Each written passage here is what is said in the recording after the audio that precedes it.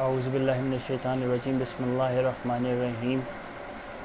میں آپ کا میزبان محسن حسنین۔ آپ سب کو عید مبارک۔ بہت ساری اللہ تعالیٰ ہم سب کو خوشیاں دے۔ اللہ تعالیٰ ہماری محرم اب آنے والے ہم سب کو حفظ ایمان میں رکھے۔ میں اپنے مہمان خصوصی مولانا افتخار نقوی صاحب کو اپنے پروگرام میں خوش آمدید کہتا ہوں۔ پلیز آئیں اور نہج البلاغہ کے بارے میں ہم سے ڈسکس کریں پلیز۔ السلام علیکم ورحمۃ اللہ وبرکاتہ۔ بسم اللہ الرحمن الرحیم۔ الحمد للہ رب العالمین، والصلاة والسلام علی اشرف الانبیاء والمرسلین وعلی آلہ الطیبین الطاہرین، لا سیما بقیت اللہ فی الاراضین، روحی و ارواح العالمین لتراب مقدمہ الفدا، ولعنۃ اللہ علی اعدائہم اجمعین من الآن الی قیام یوم الدین۔ اما بعد، آپ ناظرین کی خدمت میں ایک مرتبہ پھر حاضر ہیں، اور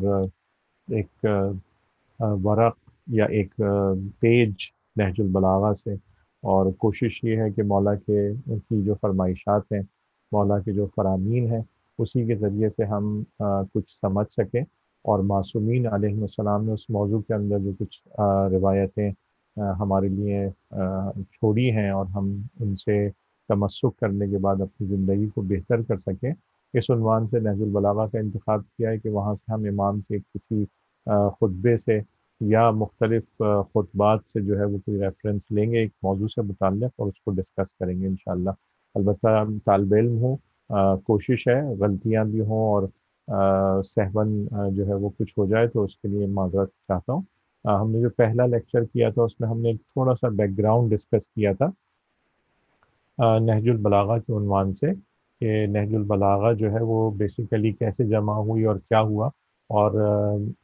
تاریخی پس منظر میں اس کو ہم نے ڈسکس کیا تھا۔ اور اس کے بعد ہم نے جس چیز کا آغاز کیا تھا وہ خداوند متعال کی ایک توحید کی معرفت تھی، اور اس معرفت کو کس طرح سے حاصل کیا جائے، جہاں پر مولا متقیان علی بن ابی طالب علیہ السلام جو ہے وہ ارشاد فرماتے ہیں کہ اول الدین معرفتہ و کمال معرفتہ التصدیق بہ، یعنی دین کی ابتدا اس کی معرفت سے، اور اس کی معرفت کا کمال جو ہے وہ یہ ہے کہ ہم اس کی تصدیق کر دیں۔ اس عنوان سے ہم نے کہا تھا کہ توحید کے مختلف مراتب ہیں۔ توحید جو ہے وہ ذات کے اندر، توحید صفات کے اندر، توحید جو ہے وہ افعال کے اندر، اور توحید کے بعد پھر ہم نے یہ ذکر کیا تھا کہ صفات سلبیہ کیا ہوں گی، اور جو صفات مخلوق کی ہیں ہم اس سے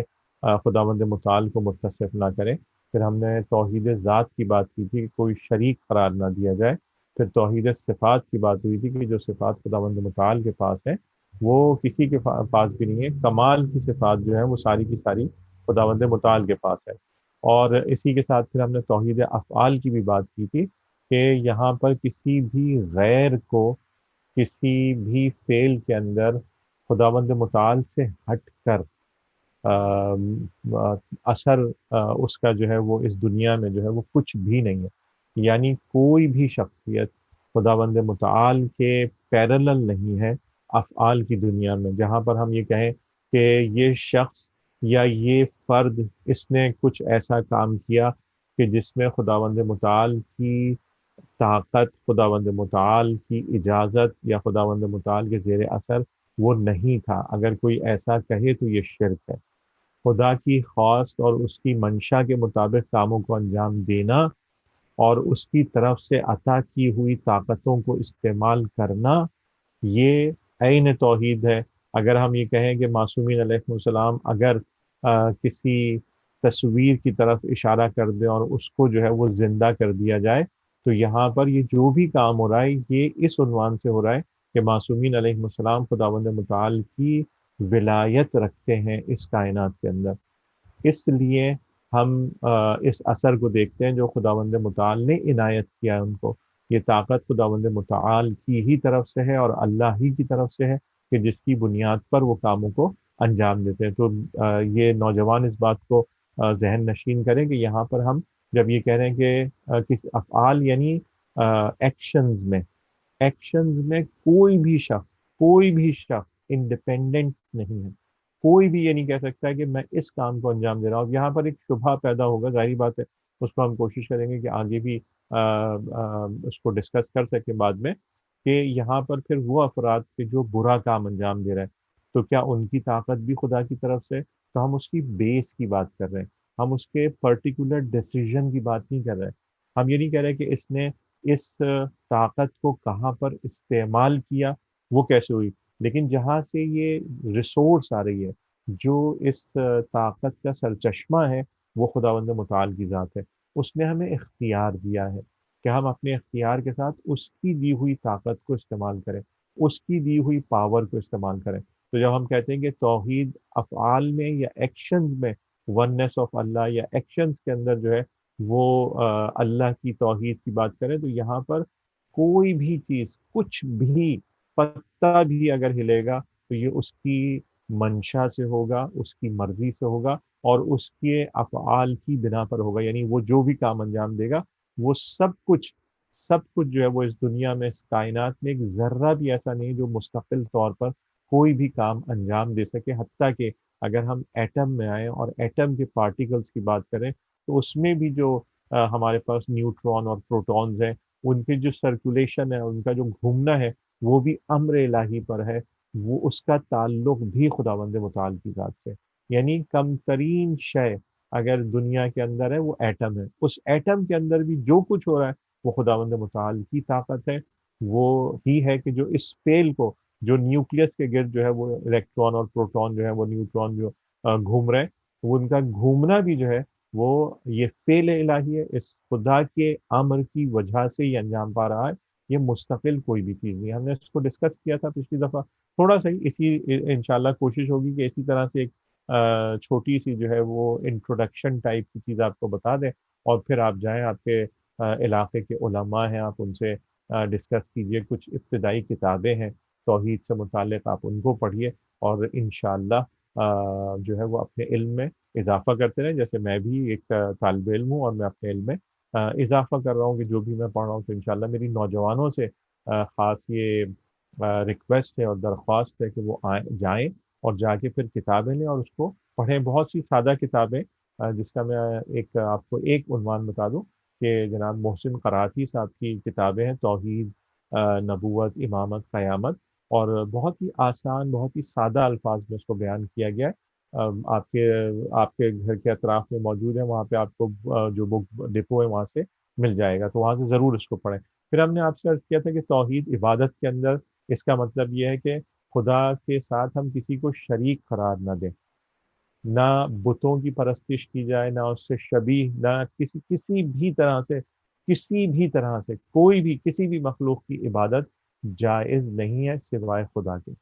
اسی طرح سے انسان اگر عبادت کے اندر بات کرتا ہے، تو عبادت کے اندر جیسے انسان ریاکاری کرے، شو آف کر دے، تو شو آف کرنا بھی جو ہے وہ عبادت کے اندر ایک طرح کی ریاکاری ہے، اور اس ریاکاری کے تحت جو ہے اگر کوئی عبادات کو انجام دے گا، تو پھر وہ ریاکاری جو ہے وہ اس کی عبادتوں کو ختم کر دے گی۔ بہار کے اندر ایک روایت ہے، اور ایک شخص جو ہے وہ، بلکہ حشام بن سالم جو ہے وہ امام جعفر صادق علیہ السلام کے پاس آتے ہیں اور فرماتے ہیں کہ معاویہ بن وہب اور عبد الملک بن آیون یہ جو ہے وہ آئے، اور انہوں نے یعنی یہ روایت کر رہے ہیں جناب حشام بن سالم، اور یہ فرما رہے ہیں کہ دو افراد آئے اور انہوں نے پوچھا کہ یبنا رسول اللہ، آپ اس بارے میں کیا فرماتے ہیں کہ یہ جو روایتوں کے اندر آیا ہے کہ رسول خدا صلی اللہ علیہ وآلہ وسلم کی، یعنی اس سے متعلق ہے کہ جس نے بھی رسول اکرم کو دیکھ لیا، اور وہ ایسا ہے کہ اس نے جو ہے وہ اپنے پروردگار کو دیکھ لیا۔ تو اچھا، یہ ایک روایت اور بھی ہے، یہ آگے آئے گی، اس کو ذکر کریں گے۔ مثلاً پروردگار کو، اللہ تبارک و تعالیٰ کو اس نے دیکھ لیا، تو کس صورت پر دیکھا؟ کہ رسول اکرم سے یہ روایت ہے کہ خدا کو دیکھا تو کس صورت پر دیکھا؟ تو حضرت نے تھوڑا سا مسکرایا اور فرمایا کہ اے معاویہ، یہ جو ہے وہ آ، تم سے بعید ہے کہ تم اس طرح کا سوال کرو کہ خدا کو دیکھ لینے کا کیا مطلب ہے، کہ اگر خدا کی کے اوپر نگاہ پڑ رہی ہے تو اس کا کیا مطلب ہے؟ تو پھر آپ نے فرمایا کہ رسول اکرم صلی اللہ علیہ وسلم نے فرمایا کہ جو دیکھنا ہے یہ دو طرح کا ہے۔ ایک دیکھنا ہے کہ جو انسان اپنی آنکھوں سے دیکھتا ہے، یہ جو ظاہر کی آنکھیں، اور ایک مرتبہ انسان جو ہے وہ اپنی قلب کی آنکھوں سے دیکھتا ہے، دل کی آنکھوں سے دیکھتا ہے، بصیرت سے دیکھتا ہے، بصارت سے نہیں دیکھتا۔ اور اگر کوئی خدا کو دیکھنے کے متعلق یہ قصد کرے کہ اس نے اپنی آنکھوں سے دیکھ لیا ہے، تو پھر اس کا یعنی وہ دین سے منحرف ہو گیا، کیونکہ کوئی بھی چشم، کوئی بھی آنکھ جو ہے وہ خدا کو نہیں دیکھ سکتی، اور جو یہ بات کرے کہ اس نے خدا کو اپنی آنکھوں سے دیکھا ہے تو وہ کافر ہوگا۔ تو یہ یہاں پر یعنی ہم توحید ذاتی کی بات کر رہے ہیں کہ کون سی صفات ہیں۔ بہرحال ہم اس ڈیٹیل میں نہیں جا رہے ابھی، ہم صرف ایک حدیث لے کے آپ کی خدمت میں عرض کر رہے ہیں کہ جس سے ہمیں سمجھ میں آئے کہ معصوم نے ہمیں کیا فرمایا۔ اسی طرح سے عیون و اخبار رضا کے اندر جو ہے جو ایک روایت ہے جناب علی بن موسیٰ رضا سلام اللہ علیہ سے، جہاں پر آپ کے پاس جو آتے ہیں، آپ کے ایک صحابی آئے اور انہوں نے فرمایا کہ یبنا رسول اللہ، آپ کیا فرماتے ہیں اس حدیث کے سلسلے میں کہ مومنین قیامت کے دن اپنے گھروں کے اندر جو ہے وہ خدا کی زیارت کریں گے۔ اب یہ ایک مسکانسیپٹ ہے، یعنی یہ بڑا مسلمان معاشرے کے اندر عمومی مسلمانوں کے درمیان جب میں پڑھاتا تھا، اور ابھی بھی جب میں پڑھاتا ہوں تو بعض دفعہ جو میرے اسٹوڈنٹس ہوتے ہیں جب ان کے ذہنوں میں یہ سوال ہوتا ہے، انہوں نے کہا کہ اچھا سر ہم جو ہے وہ اس دنیا میں تو خدا کو نہیں دیکھ سکتے، تو ہم کیا اس دنیا میں، یعنی جب ہم جنت میں چلے جائیں گے تو ہم وہاں پر بھی خدا کو نہیں دیکھ سکیں گے؟ خدا کو دیکھنا یعنی اس کو محدود کر دینا۔ ابھی انشاءاللہ اور معصومین کی احادیث آپ کی خدمت میں پیش کریں گے۔ تو یہاں پر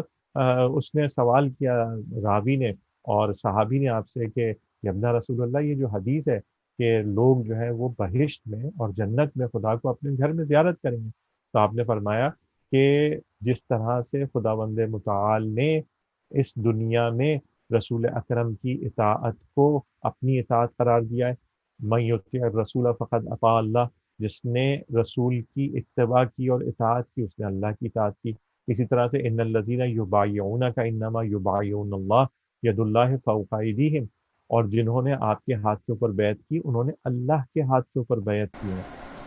اور ید اللہ فوق ایدیہم، اور خدا کا یہ ہاتھ سب سے اوپر ہے اور سب کے اوپر ہے۔ تو یہاں پر مولا فرما رہے ہیں کہ یہ جو خداوند متعال نے اس عنوان سے حضور اکرم صلی اللہ علیہ وآلہ وسلم کو بیان فرمایا ہے قرآن کے اندر، تو اس کا مطلب یہ ہے کہ جو بھی اتباع کرے گا،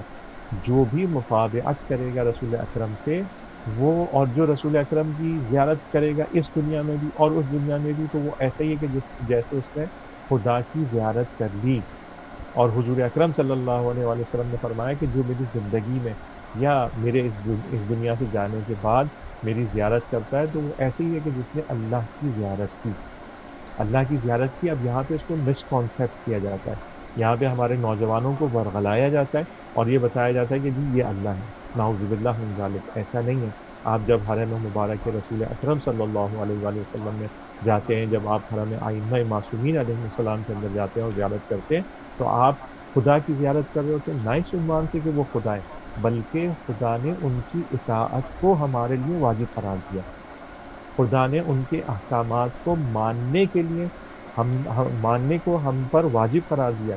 اس لیے کیونکہ وہ ہمیں خدا کی طرف لے کر چلے جاتے ہیں۔ تو مولا فرماتے ہیں اسی حدیث کے اندر کہ ابا سل اس نے مولا سے پوچھا کہ ابن رسول اللہ، یہ جو حدیث کے اندر آیا ہے کہ لا الہ الا اللہ کہنے کا ثواب ایسا ہے کہ جیسے اس نے اللہ پر نگاہ ڈالی ہو، تو اس سے کیا مراد ہے؟ تو آپ نے کہا کہ کسی بھی طریقے سے اگر کوئی خداوند متعال کو متصف کرتا ہے، یعنی یہ صفت خداوند متعال کو دیتا ہے کہ وہ اس نے دیکھا آنکھوں سے، تو اس نے کفر کر دیا، یعنی وہ منحرف ہو گیا۔ اسلام کا یہ نظریہ نہیں ہے، ہم اثنا عشری اہل بیت کے ماننے والوں کا یہ نظریہ نہیں ہے کہ خدا کو دیکھا جا سکتا ہے، یا کوئی شخصیت ایسی ہے کہ جس کو ہم خدا کے طور پر انٹروڈیوس کرائیں گے، جس کو ہم نے دیکھا ہو، جسے میں چاہے وہ کوئی بھی ہو، کوئی بھی عنوان ہو، ایسا ہرگز بھی ممکن نہیں ہے، بلکہ خداوند متعال کا وجود اس سے عاری ہے کہ ہم اس کو دیکھ سکیں، ممکن نہیں ہے۔ تو مولا فرماتے ہیں اگر کسی نے خداوند متعال کو یہ صفت دی کہ اس نے خدا کو دیکھا ہے تو وہ کافر ہو گیا، اچھا مولانا صاحب اس کے بارے میں بتائے گا ذرا، یہ جو ہوتا ہے یہ تو ماشاءاللہ سے ہے، مطلب ایک سوت ہوتا ہے تو وہ اس میں بھی تو بندے کا کہتے ہیں خارج ہو جاتا ہے، وہ جو سوت لیتا ہے سوت خور ہوتا ہے وہ بھی اسلام سے خارج ہو جاتا ہے، اس کا بھی بڑا وہ ہے تو۔ ہاں دیکھیے، جب ہم کفر کی بات کرتے ہیں، جب ہم مختلف احکام کی بات کرتے ہیں، تو اس کے اندر یہ ہوتا ہے کہ اس باؤنڈری سے باہر ہو جاتا ہے، تو کفر کا مطلب وہ کفر نہیں ہوتا کہ جہاں پر ہم اس کو قتل کر دیں، کیونکہ وہ ابھی لا الہ الا اللہ محمد الرسول اللہ علی ولی اللہ کے اوپر جو ہے وہ باقی ہے۔ باقی سے مطلب یعنی اس نے خدا کو متصف نہیں کیا کسی ایسی صفت سے کہ جو خدا میں نہیں ہے۔ ہاں اس نے احکامات کو رد کیا ہے، چاہے وہ نماز نہ پڑھے، سود کی بھی بات ہے، چاہے وہ نماز نہ پڑھے، کس عنوان سے نماز نہ پڑھے؟ اس عنوان سے کہ نہیں یہ کوئی خدا کا حکم نہیں ہے، میں نہیں مانتا اس حکم کو، میں نہیں مانتا یہ خدا کا حکم ہے، میں نہیں مانتا۔ ایک آدمی کہتا نہیں میرے لیے ثابت نہیں ہوا، مثلا میں کوشش کر رہا ہوں مثال کے طور پر، وہ خود سے، حالانکہ ہم یہ کہتے ہیں کہ جو احکامات ہیں اس کے اندر کوئی آدمی اپنے سے کچھ بھی حاصل نہیں کرتا، بلکہ کیونکہ لا علم ہے،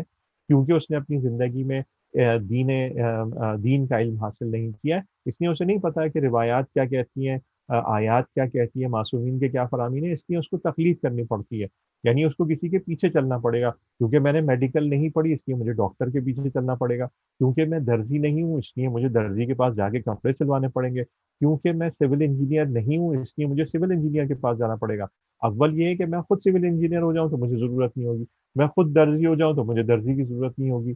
لیکن جب میں اور میں خود ڈاکٹر ہو جاؤں تو مجھے ضرورت نہیں ہوگی، لیکن کیونکہ میں سارے کاموں کو نہیں کر سکتا، میں چارٹرڈ اکاؤنٹنٹ بن گیا مثال کے طور پر، تو اب چارٹرڈ اکاؤنٹنٹ میں لوگ میرے پاس آئیں گے، مجھ سے پوچھیں گے، میں اپنے اکاؤنٹس کے مسائل کو خود حل کروں گا، لیکن جہاں پر جو چیزیں مجھے نہیں آتی میں کسی اور کو جا کے جو ہے وہ فالو کروں گا جو اس بارے میں جانتا ہوگا۔ اس لیے لوگ جو ہے جیسے میں نے کہا کہ وہ اگر سود کو لے رہا ہے تو وہ یقیناً خارج ہو گیا، کیوں خارج ہو گیا؟ کیونکہ اس نے احکامات کو رد کیا، لیکن اگر وہ یہ جانتے ہوئے کہ جناب یہ حرام ہے ہوتا ہے اور اس کام کو انجام دے رہا ہے لیکن توحید کے اوپر باقی ہے، تو ابھی وہ مسلمان ہے۔ کفر یعنی اس نے انکار کیا اس امر کا کہ خداوند متعال نے جو حکم اس کو دیا تھا اس نے وہ حکم نہیں مانا، صحیح ہے؟ تو یہ عنوان بھی ہو جاتا ہے کہ وہاں سے کفر میں ہو جاتا ہے۔ ابھی ہم کیونکہ صفات کی بات کر رہے ہیں کہ جو صفات خداوند متعال کو ہمیں دینی ہے وہ صفات وہ ہوں کہ جس طرح سے اس نے ہمیں بیان کیا ہے، جس طرح سے معصومین نے ہمارے لیے بیان کیا ہے۔ اب یہاں پر جب آ کے اب اصل جو ہے وہ یہ پوچھ رہے ہیں مولا سے کہ لا الہ الا اللہ کہنے کا ثواب یہ کہ ہم خدا کو دیکھ لیں گے، تو آپ نے فرمایا ہرگز اب اصل ایسا کبھی بھی نہیں ہوگا۔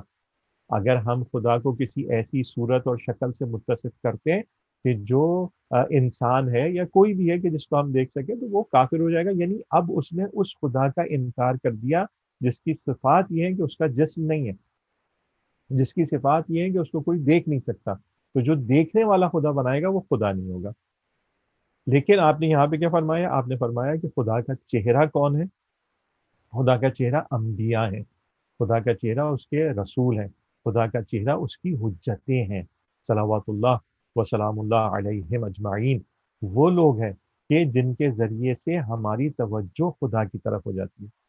یعنی وجہ اللہ کیسے، کس معنی میں؟ کہ جب ہم مولا متقیان کی صفات دیکھتے ہیں وجہ اللہ کے عنوان سے، خدا کے چہرے کے عنوان سے، تو ہم خدا کی طرف چلے جاتے ہیں۔ یہاں پر مولا متقیان نے جتنی بھی زندگی گزاری، جو بھی اس دنیا کے اندر ظاہری دنیا کے اندر وہ آئے اور انہوں نے جو زندگی گزاری، اس زندگی کا مقصد کیا تھا؟ 63 سال مولا کی زندگی جو رہی اس کا مقصد کیا تھا؟ کہ لوگوں کو خدا کی طرف لے جایا جائے، ورنہ تو وہ بھی وہی کام انجام دے سکتے تھے جو دوسرے لوگ انجام دے رہے تھے۔ جہاں پہ مولا فرماتے ہیں کہ اگر اسلام میرے پاؤں کی زنجیر نہ ہوتا تو میں بتاتا کہ سیاست کس کو کہتے ہیں،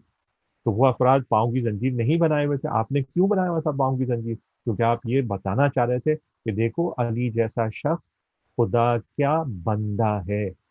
خدا نے اس کو اس زمین پر ولی بھی بنایا، حجت بھی بنایا، سب کچھ، لیکن اس کے باوجود مولا جب خدا کے سامنے آتے تو کس طرح سے گڑ گڑاتے ہیں، کس طرح سے اس کی توصیف فرماتے ہیں، کس طرح سے اس کا بیان فرماتے ہیں۔ تو یہاں پر مولا یہ امام ہشتم یہ فرما رہے ہیں، 8ویں امام یہ فرما رہے ہیں کہ جو وجہ اللہ ہم کسی کو کہتے ہیں تو وہ انبیاء ہیں، وہ اس کے رسول ہیں، وہ اس کی حجتیں ہیں جو اس نے اس دنیا کے اندر قرار دی ہے، تو ہم ان کے ذریعے سے اس کے دین کی معرفت حاصل کرتے ہیں، ہم اس کے ذریعے سے اس کے احکامات کی معرفت حاصل کرتے ہیں، اس لیے وہ وجہ اللہ ہے، یعنی وہ فیس ہے۔ کس عنوان سے فیس ہے؟ کہ وہ ہمیں خدا کی طرف ڈائریکشن دے دیتے ہیں۔ اگر خدا کی طرف ڈائریکشن نہ ہو رہی ہو تو پھر انسان جو ہے وہ وجہ اللہ کہہ کے، یعنی وہ پھر غلط عنوان سے آ جائے اور کہیں گے جناب یہی خدا ہے، نہیں بلکہ خدا کی طرف ڈائریکشن جانی چاہیے۔ اسی طرح سے اسی کتاب کے اندر ایک اور روایت بھی ہے ابراہیم بن ابی محمود سے، اور اس نے کہا کہ میں نے امام ہشتم سے علیہ السلام سے یہ عرض کیا کہ یبنا رسول اللہ، آپ کیا فرماتے ہیں اس حدیث کے بارے میں جہاں پر حضور اکرم صلی اللہ علیہ وآلہ وسلم سے یہ روایت ہے کہ خداوند تبارک و تعالیٰ نے تعالیٰ جو ہے وہ ہر شب جمعہ دنیا کے آسمان کے اوپر تشریف آتا ہے، اور خداوند متعال تشریف لاتے ہیں یہ شب جمعہ دنیا کے آسمان کے اوپر۔ تو آپ نے فرمایا، دیکھیے الفاظ دیکھیے کہ خدا لعنت کرے کسی کو کہ جس نے یہ کلام اور یہ بات منسوب کی ہے رسول اکرم سے اس عنوان سے کہ خداوند متعال بنفس نفیس کہیں پر تشریف لا رہا ہے، اور آپ نے خدا کی قسم کھائی کہ خدا کی قسم خدا اس طرح سے نہیں ہے، بلکہ آپ نے فرمایا ہے کہ خداوند متعال ایک فرشتے کو 1/3 جب رہ جاتی ہے شب، تو وہاں پر ہر شب جمعہ جو ہے اس کو حکم فرماتا ہے کہ دنیا کے آسمان پر جائے اور وہاں پر جا کر جو ہے یہ صدا لگائے، یہ آواز دے کہ ہے کوئی سوال کرنے والا تاکہ اس کو عطا کروں، ہے کوئی توبہ کرنے والا تاکہ اس کی توبہ کو قبول کروں، ہے کوئی استغفار کرنے والا تاکہ میں اس کو بخش دوں، ہے کوئی طلب کرنے والا خیر کا تاکہ اس کو شر سے جو ہے وہ محفوظ رکھا جائے۔ تو یہ وہ آواز دیتا رہتا ہے فرشتہ یہاں تک کہ صبح ہو جاتی ہے، اور جب صبح ہو جاتی ہے تو وہ اپنے اس مقام پر واپس چلا جاتا ہے، کیونکہ امر الہی ہے کہ تم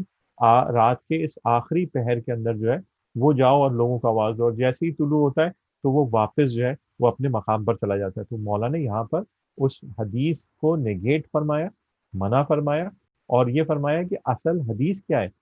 یعنی یہ کہنا کہ خداوند متعال کسی چیز کے اوپر بیٹھا ہوا ہے یا کہیں پر اس کا نزول ہوتا ہے اور وہ تشریف فرما ہوتا ہے عرش بری سے جو ہے وہ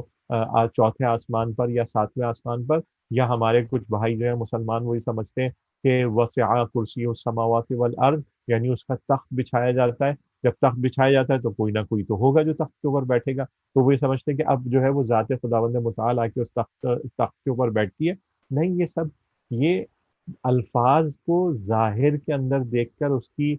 تفسیر کرنے میں انسان الجھ جائے گا، اسی لیے تفسیر بالرائے کو منع کیا گیا ہے، اسی لیے معصومین علیہ السلام کو اس کتاب ناطق کے صامت کے ساتھ کتاب ناطق بنا کر بھیجا گیا ہے کہ وہ ہمیں بتائیں گے، وہ ہمیں سمجھائیں گے، ان سے ہمیں سمجھنا ہے۔ اور میں دست ادب جوڑ کر اپنے تمام نوجوانوں کے سامنے یہ عرض کر رہا ہوں کہ ایک حدیث، میں طالب علم ہوں، میرا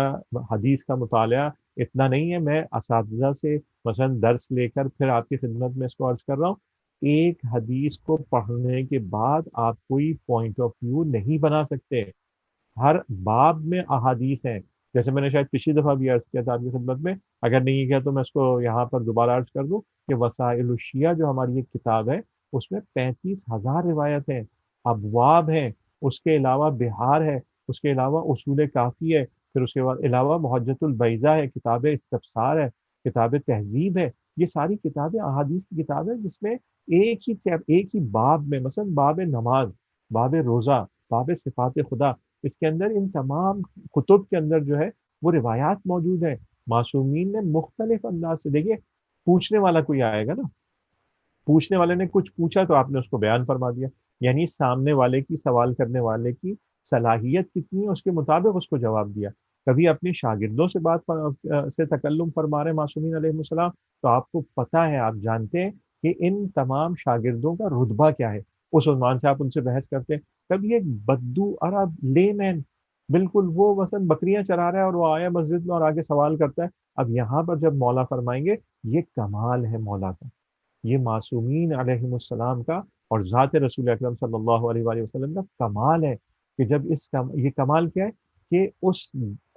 مثلا چرواہے کو بھی، ایک لے مین کو بھی جب وہ آتا ہے تو توحید جیسے مفاہیم اس کو القاء فرماتے ہیں، لیکن بہت سادہ زبان میں جو اس کو سمجھ میں آ جائے، اس طرح سے اس کو بیان فرماتے ہیں کہ وہ اس کی سمجھ کے مطابق آ جائے۔ ایسا نہیں ہوتا کہ توحید کے مفہوم سے کسی چیز کو کم کر دیں خدا نخواستہ، نہیں، یہی ان کا کمال ہے، دو جملوں میں، دو الفاظ میں جو ہے وہ اس طرح سے بات کو فرماتے ہیں کہ اس کی سمجھ میں آ جاتی ہے اور وہ چلا جاتا ہے۔ اور مشہور واقعہ ہے کہ وہ شخص آیا اور اس نے کہا کہ محمد مجھے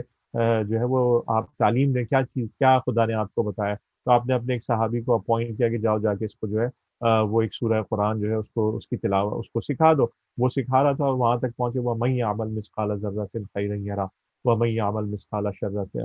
ذَرَّةٍ شَرًّا يَرَهُ، جس نے خیر بھی کیا۔ یہاں پر وہ آدمی اٹھا، اس نے کہا بس،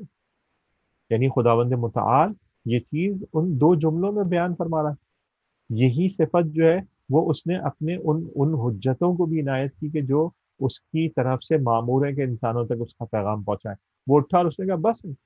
اور وہ چلا گیا۔ اور یہ صحابی تعجب کر کے پہنچے حضور کے پاس کہ اس نے تو ایک ہی سورہ سنی اور وہ بھی نہیں کہا کہاں پر رکا۔ اس نے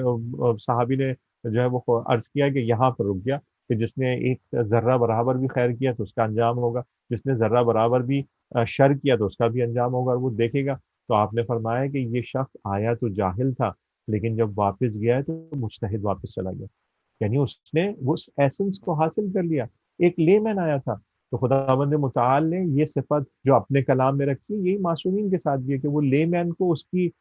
عقل کے مطابق بالا ترین مفاہیم اور جو مطالب تھے وہ اس کو دے دیتے تھے اور اس تک پہنچ جاتا تھا۔ دوسری بحث اب بالکل اس کا مقدمہ عرض کر دوں کیونکہ ہمارا وقت ختم ہو رہا ہے، 2-3 منٹ ہے۔ توحید کے مراتب۔ جی، مولانا صاحب ماشاء اللہ سے عید غدیر ہے، تو تھوڑا سا اس کے بارے میں بھی آپ تھوڑا سا وہ کر دے گا۔ اچھا شب آپ کے عید غدیر انشاءاللہ شب، ابھی آپ کا جمعہ چل رہا ہے نا، جمعہ ختم ہو رہا مطلب ہوگا آپ کا۔ ہو چکے ہماری مطلب شب لگ چکی ہے، مطلب ہاں تو لگنے والی عید جو ہے، ہاں کل ہے۔ عید جو ہے وہ کل ہے، ہفتے کو ہے۔ جی جی جی، اچھا،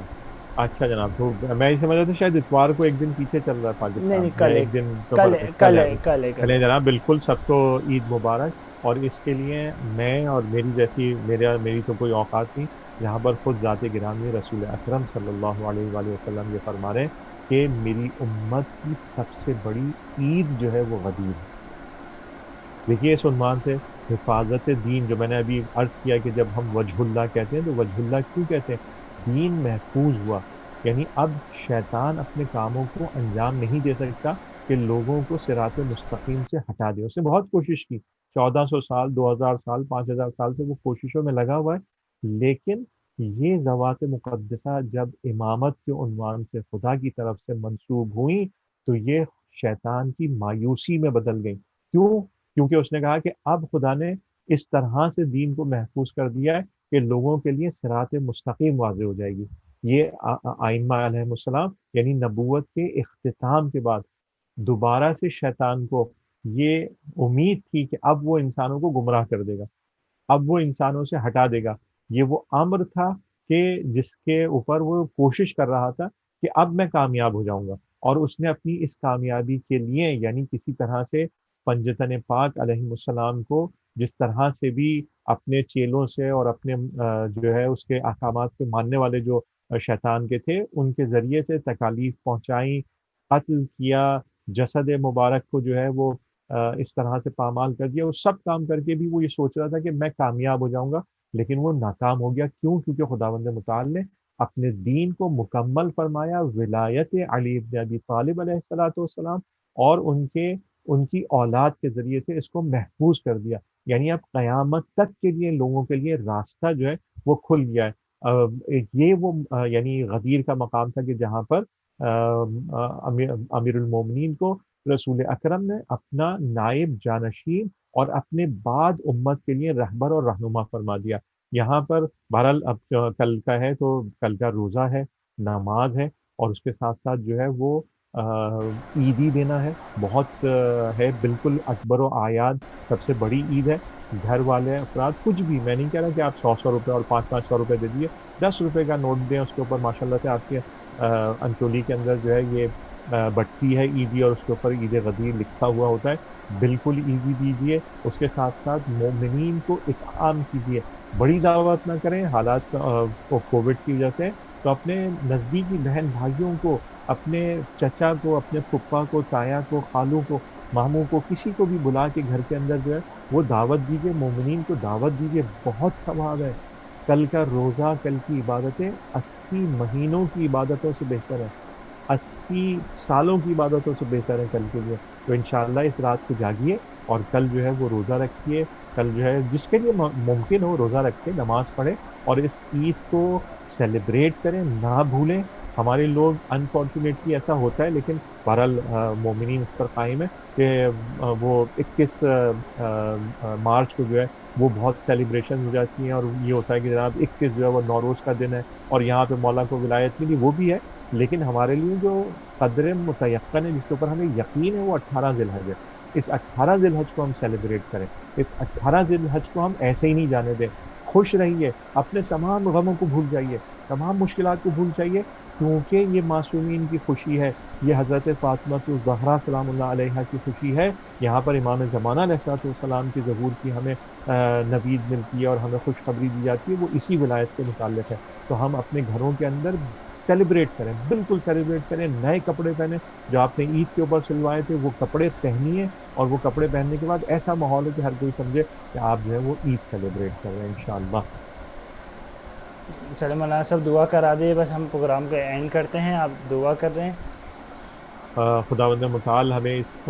آج کی شب جو شب عید غدیر ہے اور کل کے دن کی مناسبت سے خدایا ہماری کوتاہیاں ہیں، ہماری کمیاں ہیں ہماری زندگی میں. ہم عبادت میں سہل انگاری کر لیتے ہیں، ہم معصومین کو ان کے احکامات کو اس طرح سے نہیں سمجھ پاتے. خداوند متعال تجھے واسطہ ہے ولایت علی ابن ابی طالب اور ان کی اولاد کی ولایت کا، ہماری کوتاہیوں سے صرف نظر فرما. خداوند متعال اس وقت دنیا مسائل میں گھری ہوئی ہے، تجھے واسطہ ہے تیری اس آخری حجت کا، دنیا کو، انسانوں کو اس مشکل سے نجات دلا. خدایا وہ افراد جو بیمار ہیں اس بیماری کی وجہ سے اور اس وبا کی وجہ سے، خدایا ان کو صحت کاملہ اور